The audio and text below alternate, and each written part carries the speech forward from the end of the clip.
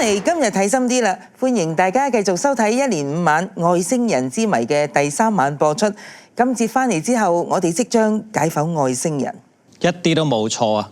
不過可能各位觀眾咧喺解剖外星人之前會有個疑問，既然呢一段係美國軍方嘅秘密片段啦，點解又會泄露到出嚟嘅呢？據我所知係一位叫做辛迪尼嘅英國音樂發行商老闆，佢幾年前去到美國做資料搜集，意外結識咗當年跟隨軍方去拍攝解剖片段嘅攝影師。呢位化名叫做白必圖嘅攝影師啦，因為要籌錢幫佢孫女咧舉行婚禮，所以接咗呢一項咁危險嘅任務，跟隨美國軍方進入羅茲威爾嘅秘密基地，拍攝到解剖外星人嘅過程。呢段50年嚟從未公開過嘅解剖片段，部分內容可能會引致大家不安，所以我哋希望家長能夠陪同子女一齊收睇，從旁作出輔助嘅。好啦，事不宜遲，我哋即刻去片，今日睇深啲。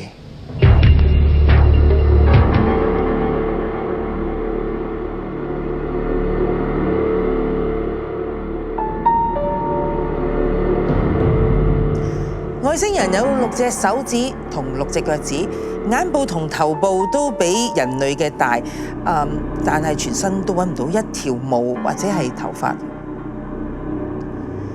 醫療人員開始喺佢嘅小腿位置剪咗一塊應該係肌肉嘅組織出嚟研究。咦？點解醫療人員着嘅衫要包到全身冚晒嘅呢？咁可能係怕細菌感染，又或者外星人身上嘅輻射啦。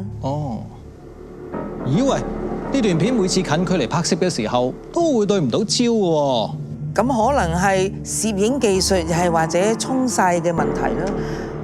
只要手術刀一落，傳說中嘅外星人之謎隨之解開。超拿星，執咗佢啦！俾人拖咗幾個禮拜啊，都冇料到嘅。